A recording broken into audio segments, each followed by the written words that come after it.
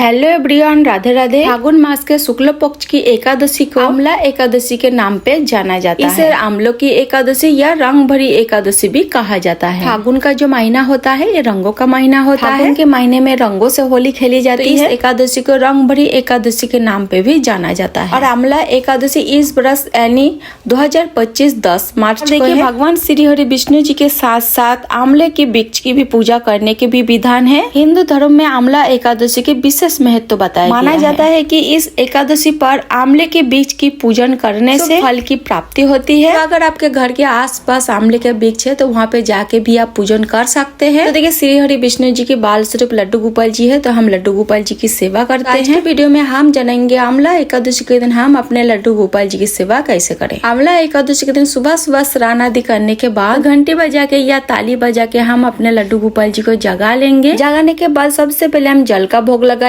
तो देखिए, मेरे लड्डू गोपाल जी जग चुके हैं, तो सबसे पहले हम जल का भोग लगाएंगे। उसके बाद हम हल्के गुनगुना गर्म दूध का भोग समर्पित करेंगे, क्योंकि लड्डू गोपाल जी को जगाने के बाद तुरंत हम स्नान नहीं कराते हैं। सबसे पहले हम दूध का भोग समर्पित करते हूँ। उसके बाद 10 से 15 मिनट के बाद ही हम लड्डू गोपाल जी को स्नान कराते हैं। तो 10 मिनट के लिए हम लड्डू गोपाल जी के पास से दूध रखेंगे और इधर हम लड्डू गोपाल जी के स्नान की तैयारी कर लेंगे। मेरे लड्डू गोपाल जी के दूध का भोग लग चुका है, तो इस दूध पे चाय वगैरह भी बना सकते हैं, कोई बच्चों को भी आप पिला सकते हैं। उसके बाद हम जिस बर्तन में लड्डू गोपाल जी को रोजाना स्नान कराते हैं उस बर्तन ले लेंगे। उसके ऊपर हम फूल का आसन दे देंगे। तो देखिए, फूलों का होली भी हम लड्डू गोपाल जी के साथ खेलते हैं। तो फागुन के महीने में ज्यादा से ज्यादा फूल का प्रयोग करें लड्डू गोपाल जी की सेवा में। तो देखिए, आमले एकादशी के दिन हमें लड्डू गोपाल जी की भी विशेष सेवा करनी है। तो देखिए, इसके बाद हम लड्डू गोपाल जी के साथ गुलाल का होली खेलेंगे। तो आमला एकादशी के दिन आप लड्डू गोपाल जी को गुलाल आप जरूर लगाएं। हर बार गुलाली आप लड्डू गोपाल जी को लगाएं, ताकि लड्डू गोपाल जी को कोई परेशानी ना हो। देखिए, हम लड्डू गोपाल जी के साथ गुलाल का होली खेलेंगे। और अगर आप लड्डू गोपाल जी के साथ फागुन में पहली बार होली खेल रहे हैं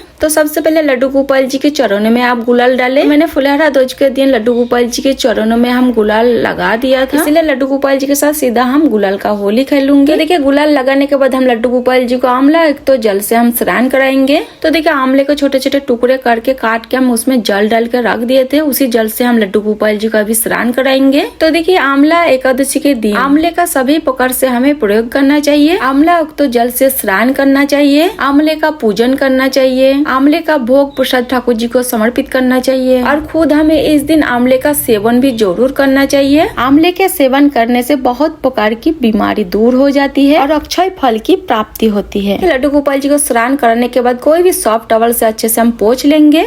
तो अच्छे से पोंछने के बाद हम लड्डू गोपाल जी के इस तरह से मालिश करेंगे। उसके बाद हम लड्डू गोपाल जी की श्रृंगार करेंगे। तो देखिए, जब भी एकादशी हो लड्डू गोपाल जी को आप पीले रंग का ही वस्त्र पहनाएं। जरूरी नहीं है कि आप नए वस्त्र पहनाएं। अगर नया वस्त्र का व्यवस्था ना भी हो पाए तो जो भी वस्त्र आपके पास है उसको धुल के भी आप पहना सकते हैं। तो देखिए, हम लड्डू गोपाल जी को नई वस्त्र पहनाएंगे और इस वस्त्र हम ऑनलाइन से मंगाए थे। तो देखिए, अब गर्मी का दिन आ रहे इसलिए हम कॉटन का ही वस्त्र मंगाए हैं, क्योंकि गर्मी के दिन में हम लड्डू गोपाल जी को हैवी वस्त्र नहीं पहनाते हैं, कॉटन का ही वस्त्र पहनाते हैं, इसलिए कॉटन का ही वस्त्र हम मंगाए हैं। के साथ ही हम लड्डू गोपाल जी का सुंदर सा श्रृंगार करेंगे। एकादशी भगवान श्री हरि विष्णु जी के अति प्रिय है और भगवान श्री हरि विष्णु जी की बाल स्वरूप लड्डू गोपाल जी है। एकादशी के दिन आप लड्डू गोपाल जी को बहुत अच्छे से श्रृंगार करें। जैसा श्रृंगार आपके पसंद है उस तरह से आप लड्डू गोपाल जी की श्रृंगार कर दीजिए। तो देखिए, आमला एकादशी साल की सबसे महत्वपूर्ण एकादशी माना जाता है कि आमला एकादशी के व्रत करने से 100 गाय दान करने से जितना पुण्य मिलता है, आमला एकादशी के व्रत करने से उतनी पुण्य मिलती है। और व्रत के प्रभाव से साधु को जन्म मरण के बंधन से मुक्ति पा लेता है और विष्णु लोक को प्राप्त होता है। तो देखिए, और कोई एकादशी का व्रत ना भी कर सके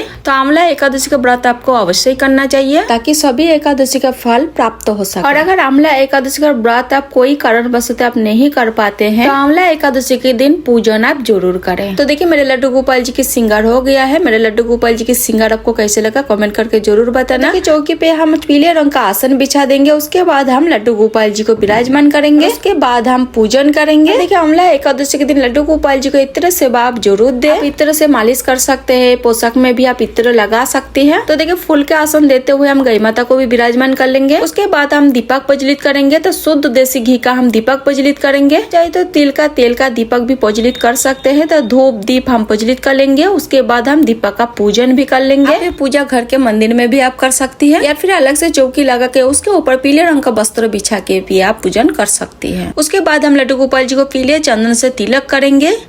तो आप एकादशी के दिन पीले चंदन से जरूर तिलक करें। अगर पीले चंदन नहीं है तो आप हल्दी से भी तिलक कर सकते हैं। उसके बाद हम तिल समर्पित करेंगे। तो देखिए एकादशी के दिन चावल का प्रयोग नहीं की जाती है, तिल का प्रयोग की जाती है। तो सभी को हम तिल समर्पित कर देंगे। उसके बाद हम फूल समर्पित करेंगे। तो पीले रंग का फूल हम समर्पित करेंगे। अगर आपके पास पीले रंग का फूल है तो आप जरूर समर्पित करें, नहीं है तो जो भी फूल आपके पास है उस फूल से आप पूजन कर सकते हैं। तो देखिए लड्डू गोपाल जी को आप तुलसी आप जरूर समर्पित करें। एकादशी के एक दिन पहले आप तुलसी तोड़ के रखें। बाद हम लड्डू गोपाल जी के साथ फूलों से होली खेलेंगे। तो देखिए फागुन का महीना है तो आप लड्डू गोपाल जी के साथ फूलों से गुलाल से आप रोजाना होली जरूर खेलें। उसके बाद हम भोग समर्पित करेंगे। तो देखिए एकादशी के दिन लड्डू गोपाल जी को हम फलहार का ही भोग समर्पित करेंगे। एकादशी के दिन आंवले का भोग आप जरूर समर्पित करें। आंवला का मिठाई या मुरब्बा का भी भोग आप समर्पित कर सकते हैं। अलावा आप ड्राई फ्रूट मखाना का भी भोग आप समर्पित कर सकते हैं। उसके बाद हम आंवला एकादशी का व्रत कथा सुनेंगे। तो व्रत कथा सुनने के लिए हम 1 लोटा जल ले लेंगे, हाथ में थोड़ा सा तिल और फूल ले लेंगे। उसके बाद हम आंवला एकादशी की व्रत कथा सुनेंगे। आंवला एकादशी की व्रत कथा सुनने के बाद हाथ में जो तिल और फूल लिए थे हम लड्डू गोपाल जी के चरण पे समर्पित कर देंगे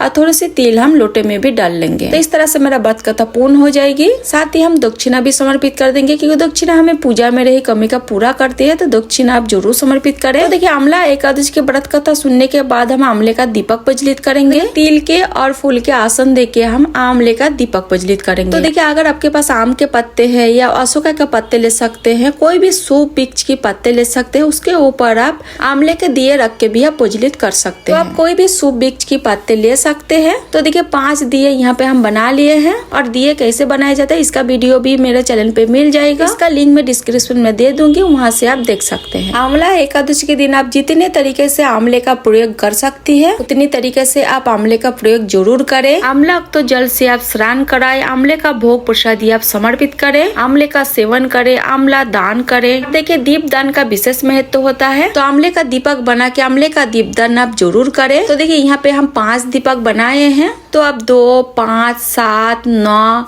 11 कितने भी दीपक आप दान कर सकते हैं। उसके बाद हम प्रेम पूर्वक आरती करेंगे। सबसे पहले हम गणेश जी की आरती करेंगे। तो देखिए हम सुबेरे पूजन कर रही हूँ। जितना देव देवता मेरा मंदिर में विराजमान है तो सभी एक साथ हम पूजन कर लेंगे। अगर आप अलग से चौकी लगा के पूजन कर रहे हैं तो आप गणेश जी को विराजमान आप जरूर करें। कि प्रेम पूर्वक आरती करने के बाद पूजा में रही कमी के लिए क्षमा याचना करेंगे। भगवान श्री हरि विष्णु जी से मेरे परिवार के मनोकामना पूर्ति के लिए प्रार्थना करेंगे। बाद हम थोड़ा सा हाथ में जल ले लेंगे और चौकी के ऊपर से 3 बार इस तरह से हम बार देंगे। तो इस तरह से मेरा आंवला एकादशी की पूजा पूर्ण हो जाएगी। तो देखिए आप चाहे तो लड्डू गोपाल जी के सामने सब दिए जला सकते हैं और आप चाहे तो इनमें से 1-2 दिए लड्डू गोपाल जी के सामने जला दीजिए, 1 दिए आप तुलसी जी के सामने जला दीजिए, 1 आप मंदिर में रख दीजिए। अगर आपके पास आंवले का वृक्ष है तो वहाँ पे 1 दिए रख दीजिए, या आपके घर के चौखट पे भी 1 दिए आप रख सकते हैं। आंवले का दीपदान करना बहुत ही ज्यादा शुभ माना जाता है। जल का लोटा हम सूर्य भगवान को अर्घ दे देंगे। जो भी भोग प्रसादी हम समर्पित किए हैं परिवार में सभी सदस्य को प्रसाद के रूप में हम बांट देंगे। और जो दक्षिणा आप समर्पित किए हैं अगले दिन आप किसी को दान दे सकते हैं। तो इस तरह से हम आंवला एकादशी के दिन लड्डू गोपाल जी की सेवा करते हैं। तो आप भी अपने लड्डू गोपाल जी के साथ रंग भरी एकादशी मनाएं, लड्डू गोपाल जी की सेवा करें। आंवला एकादशी का व्रत का पारण है 11 मार्च सुबह 6:50 से लेके 8:13। आंवला एकादशी के दिन लड्डू गोपाल जी के सरल पूजा विधि आपको कैसे लगा कमेंट करके जरूर बताना। वीडियो अच्छा लगा तो वीडियो को लाइक आप जरूर करना, चैनल को सब्सक्राइब करना ना भूले। फिर मिलते हैं किसी और वीडियो के साथ, तब तक के लिए राधे राधे, जय श्री कृष्णा।